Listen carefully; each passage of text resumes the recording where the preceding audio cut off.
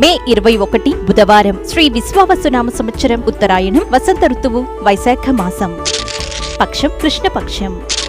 తిథి నవమి. తెల్లవారుజామున 3:20 వరకు. నక్షత్రం శతభిష.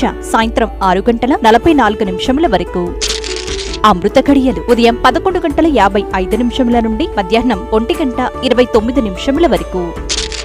రాహుకాలం మధ్యాహ్నం 12:12 నుండి 1:49 వరకు.